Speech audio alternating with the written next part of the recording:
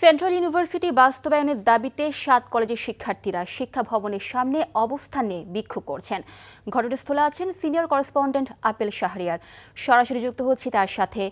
Apple, ওখানকার সার্বিক পরিস্থিতি কেমন দেখতে পাচ্ছেন?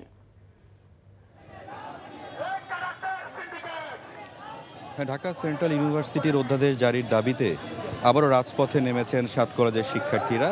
পূর্বঘোষিত কর্মসূচির অংশ হিসেবে আজকে তারা ১১টার দিকে শিক্ষা ভবনের সামনে এসে অবস্থান নিয়েছে। দেখতে পাচ্ছেন এখানে অবস্থান নিয়ে বিক্ষোভ করছেন। একটাই কথা, দাবি না মানা পর্যন্ত রাজপথ ছাড়বেন না, সেই হুঁশিয়ারি তারা দিয়েছেন।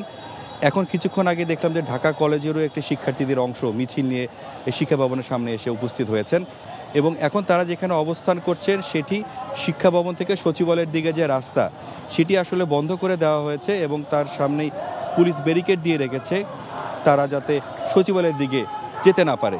এবং যে জটিলতা তৈরি হয়েছে, অর্থাৎ বলা হচ্ছে পূর্ণাঙ্গ বিশ্ববিদ্যালয় করার ক্ষেত্রে কেন গড়িমসি করা হচ্ছে, যদিও শিক্ষা মন্ত্রণালয় থেকে এটি খসড়া অধ্যাদেশ জারি করা হয়েছে, অর্থাৎ কিভাবে বিশ্ববিদ্যালয়টি হবে সেটি সবার মতামত নেওয়ার জন্য অংশীজনদের সঙ্গে মতামত তারা নিয়েছেন এবং সেই মতামতগুলো নিয়ে তারা বিশ্লেষণ করছেন সেটিও এবং যে আন্দোলন যারা করছেন বলছেন শিক্ষকদের একটি অংশ নাকি চাচ্ছেন না যে ৭ কলেজ এক হয়ে একটি পূর্ণাঙ্গ বিশ্ববিদ্যালয় হচ্ছে। জানছিলাম শিক্ষা ভবনের সামনে অবস্থান কর্মসূচির খবর।